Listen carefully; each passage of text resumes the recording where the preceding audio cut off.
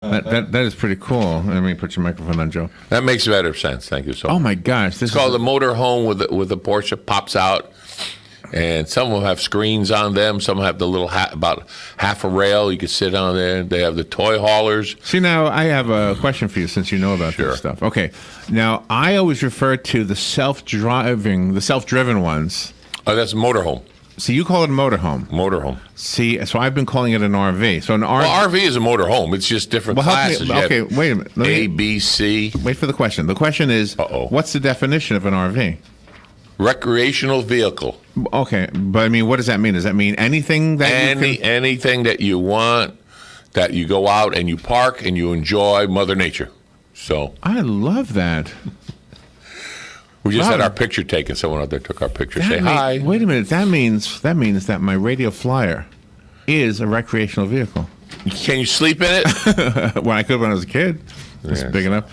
All right. So anyway, it's tomorrow and all the way through Sunday at the Florida Horse Park. Yeah. So 9 to 5, Thursday through Saturday, and Sunday 10 to 4. And I don't know. They had a lot of. Oh, Robin. Oh, thank you, Robin. She's so good. She gives me all this stuff, so I sound like I know what I'm talking about. Now listen to this. I went to their website. Listen to this. Thursday, tomorrow. Yeah. Tomorrow only. They have a BOGO. Buy one, get one. I mean, admission? That's awesome. Buy one RV and get an RV? Well, it No. It doesn't say. Yeah, I'll jump all over that. We'll pool our money Heck together. yeah, buy one, get one, and sell the one that you just got, and the one that you own is free. Yeah, that'd be nice. Yeah. No, I mean, it's the ticket. The ticket. I think so. Yes. If you've never been to the Florida Horse Park, it's 11,008, right, Robin? 11,008, County Road 475. Oh, okay. Yep. So you have to put that in your little Google thing or whatever, and you'll find it. It's kind of real easy to find, but you have to know where it is, and so that's part of it. It's from 9 a.m. till 5 tomorrow through Saturday, and then 10 till 4 on Sunday. Mm-hmm. Adults are $5, and there is a buy one get one free tomorrow. Not a mobile home, but a a ticket. Oh yeah, and the adult age is age 17, and anybody that's 16 and under are free. $2 off admission for military and first responders all days of the show, and parking is free. So there you go. Anyway.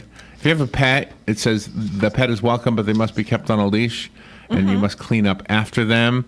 There are a couple of door prizes that they're giving away. They're $100 gift cards. They'll be giving them away each day for the next 4 days.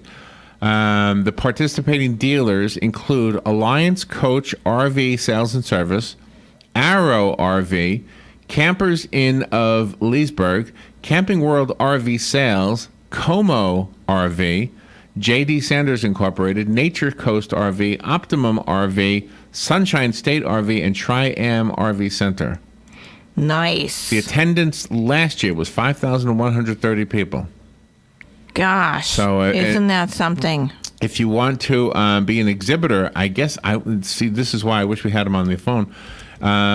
It says here the exhibitors. If you want to be an exhibitor, have a booth. In other words. You need to contact somebody. Let me click on the thing that tells me where. I would just give them a call. This looks like a big, complicated thing. Do I have a phone number for them? Do you have a phone number for them? Let's see what I have. No, but we do have the website. What is it? It's F as in Florida, R, V as in Victor, T as in Tom, A as in Apple.org. Okay. And that's the Florida RV Trade Association website. You go to that website, and you'll have a listing of all of the vendors that will be there, for the 4 days, the times, everything that you need to know will be there. All right. I went to that website, and the phone number is on the website. So here it is. It's 813-741-0488. It's in Riverview, Florida. 813-741-0488. The official RV guide to Florida is also available, and I guess that's a free guide if you want to educate yourself. I've always thought I'd like to get one of these things. But I wonder if that's his number. I'm torn. You want to call that number and see if that's him? Yeah. Do you need it, or did you write it down? Okay, Robin's going to call his number. All right. But anyway, so the Ocala RV show concessions proceed concession proceeds. Will benefit the Ocala Shrine Club. Lifestyle Community Blood Center is there Friday and Saturday. Lifestyle Community, I wonder where that's from. The Florida Horse Park, of course, is the location. The Marion County Sheriff's Department Indent Kid program will be there Saturday and Sunday. I don't know what else to tell you. It looks like we have maybe Robin has them on the phone right now, so we have more questions than we have answers to. So, does it look like you're going to be able to get them? She's talking on the phone. All right, let me take a break, and maybe when we come back, we'll have him on the phone with us. Dave Kelly, hopefully, on the phone with us when we come back. He's the marketing director of the Florida RV Trade Association and the marketing coordinator for the Florida RV Super Show and regional shows. The one you need to know about is tomorrow through Sunday at the Florida Horse Park. We'll give you more details on the other side. It sounds like Robin got him. Let me put a commercial on, and we'll be right back. This is The Source, WOCA. Northwest Florida's largest RV show is coming to the Florida Horse Park. It's the Ocala RV Show, March 1st through 4th. A huge selection of RVs with show special pricing and drive them home financing. Daily door price of two $100 gas cards each day, no purchase necessary. Thursday through Saturday 9 to 5, Sunday 10 to 4. Buy one, get one free admission Thursday. $2 off military and first responders every day. Adults $5, kids under 16 free. The Ocala RV Show, March 1st through 4th. Wherever you roam, you're always at home. All right, that's my favorite part about that. Wherever you roam, you're always home. Is it Dave Kelly, Robin, on the phone? Yes. All right, Dave Kelly on the phone. We were just talking about the event happening tomorrow through Sunday at the Florida Horse Park. If you have ever toyed with the idea of having an RV as part of your lifestyle, to this coming next 4 days is the time to kind of go, take your time, enjoy your visit, and see for yourself, walk inside of them, sit in the driver's seat, feel what it feels like. Or maybe you're a seasoned RV owner and you'd like to get something new. Dave Kelly, what an honor to have you on our show. Good morning, sir. Oh, thank you for having me, guys. I appreciate it. Where are you? Are you in Tampa? Yeah, our office is in Tampa, but the show is up in Ocala. We do shows all over the state. Okay, so help me. We were having a little discussion about what an RV is. We know it means recreational vehicle. Is it what is your definition of an RV? Well, it has to encompass a living facility, a living area, a kitchen area, a restroom facility, and a sleeping area. So that's basically what makes a recreational vehicle. And when people have done this for a while, what do they tend to gravitate toward? The ones that are self-driving, the one that you pull behind the truck? What seems to be the choice of the seasoned RV person? Well, it used to be motorhomes were about 60% of the market. It has now switched where now trailers are about 60 to 70% of the market. And what we're finding is people want to be able to tow a vehicle with something they already own, an SUV or a truck. Maybe something they already own. You know, the gas prices of the early 2000s and the recession in 2008, the industry kind of got together and said, you know, the interest is in smaller and lighter, and they responded with the products you see today. And we've actually seen RVs that have fireplaces in them. Oh yeah, not real wood burning fireplaces, right. But they do put out a lot of heat, and I mean islands in the kitchens now, and workstations for laptops, and it's interesting in seeing how the interiors have changed just by the demand of the internet and other things that people are traveling with laptops and things like that. Help me understand the financing of these vehicles. Then it's not the same as a car, is it? It's similar, more like a home. I mean, you can go up to, I think, 20 years on some of the loans. And people don't put a lot of miles on them. So unlike a car, you wouldn't wear it out, you know, in 5 or 6, 7 or 8 years like you do an automobile. You're not driving it, on a daily basis. Well, some people are, but for the majority of the people, they're taking trips here and there and that kind of thing. So, with the proper maintenance, you could get, easily 20 years out of them. Right now on the podcast we're doing, I have a photo, just for the sake of this conversation, of an RV. I don't know anything about it other than it looks really nice, and it's got a porch that looks like it comes out of the side and is elevated. It looks like it's about the height, I guess, of the platform inside. Yeah, they're doing those now. And then they have sliding doors then that you open up to go out onto this little porch area. Oh my gosh! It really, if you haven't looked at an RV in a while, I really recommend come out, see the things that you see at the show, and the shows are great because you do see everything side by side. So. It really makes shopping a lot easier. And one of the other cool things about the RV is that if you have motorcycles or a golf cart, we see one that has the back end that opens up from the side, and you can just drive it right in there.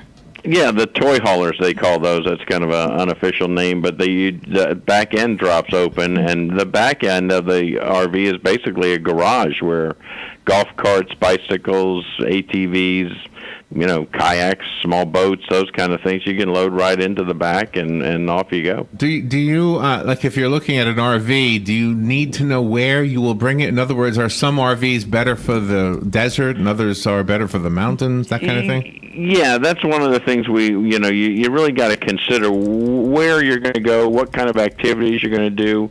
We have a lot of the people in the horse industry, of course, use RVs when they travel to the different events. We have a lot of people in the dog show industry use motorhomes.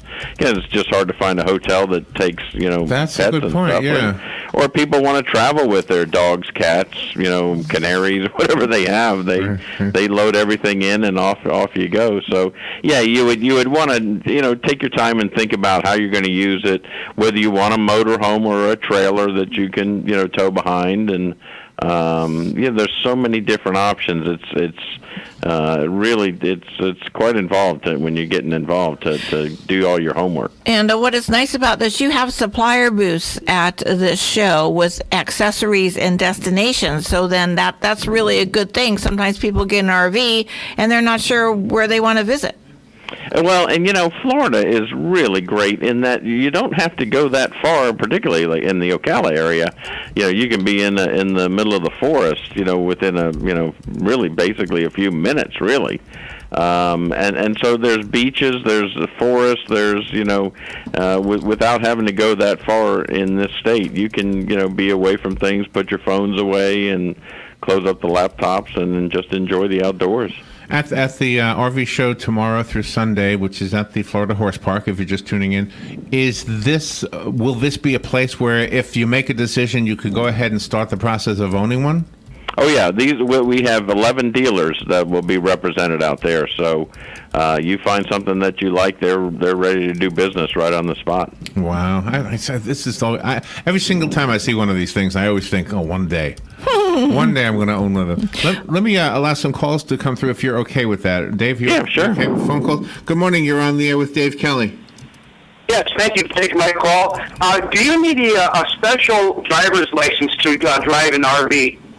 You do not. The dealers are usually really good about making sure you understand, all the facets of driving a motorhome versus your automobile. Of course, the height, the size, the backing up. There's some little tricks you need to kind of learn.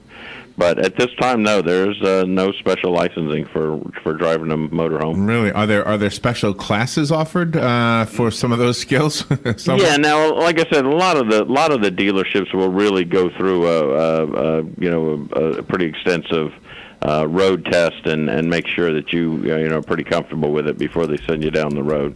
So what would you recommend? Like if I got let's say a motorhome where you're driving a big bus or something, or even pulling something behind you, that seems like it'd be hairy too. If I'm going into Manhattan, that sounds like a. There's a couple places we suggest you have a little more experience before you drive into some of the big cities and whatnot. But yeah, you wouldn't really start with a big motorhome. Most of the people would start with something smaller, a Class C motorhome, which is more like a truck chassis. And then you would work your way up. It's very rarely you would just leap right into a 45-foot really? motorhome. I mean, that just you usually would work your way up from it. I don't know that there's many people that jump right into a motorhome that Gotcha. size. Okay, I never thought of that before. When a person is considering purchasing a motorhome and then they decide on one, can they take it for a spin with a seasoned RV driver just so they know what they're doing? Oh, absolutely, absolutely. They highly recommend a test drive. You know, you got to get inside them. You got to touch them, feel them. You know, smell them. They're. You know, it's not unlike buying a home, really, in that there's so many different floor plans, so many different options. You know, you really from someone who's been in the industry in a number of years, it still to me is overwhelming when you look at everything. I mean, I see something and I say, oh, that's something that I'd like, and then you walk into the next one and you're like, oh, wait a minute now, that's maybe I want the kitchen on this side or the bathroom in the back, or Really? I mean, it's just like a home. And until you get into it and actually live in it, then you start to realize, geez, I wanted a bigger refrigerator, or I could use a bigger sink, or a bigger bathroom, or and not unlike a home and the things you find that you then sell your home and move into something that offers those amenities that you do like. I mean, there's so much to choose from. Are the heaters and the stove and refrigerator run on electricity, or do they run on gas? It's a Or combination. Some run on propane, and when you're traveling, the refrigerator you switch over, and then when you get to a campground, you plug in to the electric, or you run a generator, and you can run that while it's running down the road, and that'll keep the refrigerator and lights and things like that working. I wonder how many people will show up tomorrow that have never owned one, and I wonder how many people will say, I just want to look, honey, I just want to see, and then at the end of the day, they're buying one. Have you witnessed this before? Oh, absolutely, all the time. I mean, we've been doing research at the last few shows. About 50% of the people don't currently own an RV when they come out to the show. Now, whether they're first timers or whatnot, they may just be between units. But I mean, it's funny because I remember a few years back, my parents came out to the big show we do in Tampa, and they had absolutely just were coming to see what I do for a living, and they fell in love with a van, and they were very close to buying it. I mean, they were. It's really something, like I said, you got to come out and look and see for yourself.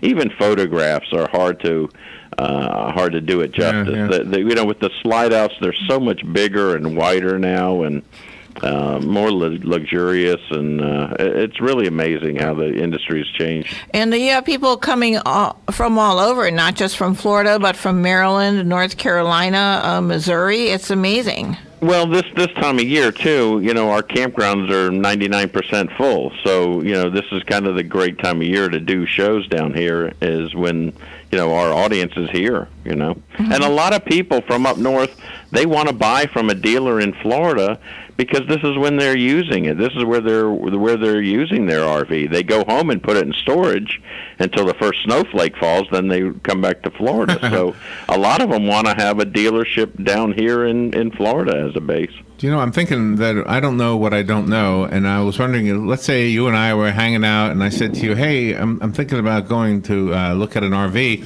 What questions should I ask? Can you give us some tips on that? What should we be asking a seller?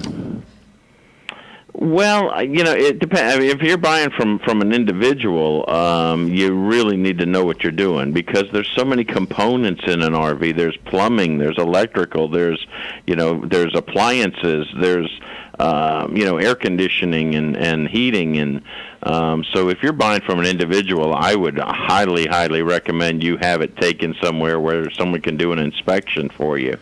If you're buying from a dealer, most of them do a really good job of going through them, making sure everything is working, and not only working but safe. I mean, you got LP gas running through these things. I mean, you have to make sure that what you're buying is going to be a safe product. Can I ask about the community? When I was a kid, we would go camping in a tent, and every campground we went to, there was like a community. Even though you didn't know the people, you sort of kind of had an instant community. You had friends for a week or whatever. Does the same thing happen with an RV, or are you more isolated because of the fact that it's a home? It looks like a house. It's amazing. I always kind of equated it. Can you imagine, checking into the hotel down the road and knocking on the door next door and saying, "Hey, I'm Dave. I'm in the room next door. Right. I'm just going to be hanging out if you want to come over for a drink later." I mean, they'd probably throw you out of the hotel. But with an RV, you pull in, and you may be in a $5,000, tent camper next to a $500,000 motorhome.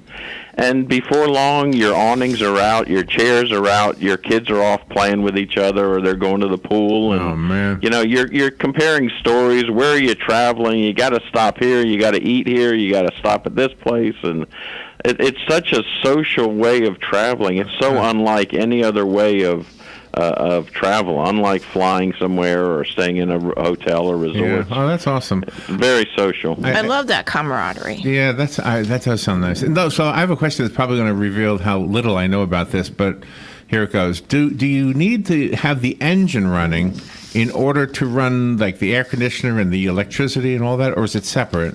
No, that's separate. That's on like in a motorhome, like your dash air and your all of your instruments are run off the engine of the car of the motorhome. But your roof air conditioner and your refrigerator and those things, either you're running a generator or you're plugged into land electric. One way or the other, you could do that. Oh, so you're not idling the whole night long? No. Okay. No, and actually, we've had a guy pull into a campground, and you have all kinds of stories. But he pulled into the campground and was running his generator late at night, and the campground owner came by and said, "You're going to need to shut your generator off. Everyone's going to sleep." And he was like, "But I want to have the lights on." He said, "Well, why don't you pull the electric cord out and plug it into the electricity that we have here?" And the guy he was amazed. He thought he had to run his generator, the entire time. But oh, wow. But little things like that. But I don't travel a lot with RVs, but when I have and pulled into a campground, and the funny thing, I pulled in and I was a little off level. And I'm kind of all I was doing was standing outside of the motorhome looking at this thing, and like two people came over with handfuls of boards and said, "Here, you need to put these under the tires and back up onto them, and you'll sit level." And sure enough, oh, wow, they leveled me off. But it's the I mean, things like that. You don't even have to go asking for help. People can just kind of tell, whether you're new at it or not, or whether it's the little things that you might need. But it's the friendliest way to travel. It's the friendliest group of people you'd ever want to meet. Oh my gosh, you sold me on it just with that part alone. All right, You're gonna have an RV this weekend. and you'll be there this weekend. You'll be there tomorrow. Yeah, we'll be up there all through the weekend. Yep, at the horse park. Great facility. It's easy to get in and out of. So it's $5. I think tomorrow it's buy one ticket, get another one for free, right? Yep, exactly. Go tomorrow. So tomorrow, Friday, Saturday, and Sunday over at the Ocala Horse Park. If that's on 475, put it into your little GPS. You'll find it 11008 County Road 475. If you need that, Dave Kelly, thank you so much for this. I think you just sold a few RVs. Well, come on out. It's a great show. It's a great event, and it's fun to see all the product. Very good. I can't wait. Thank you so much. We'll be right back. Take care.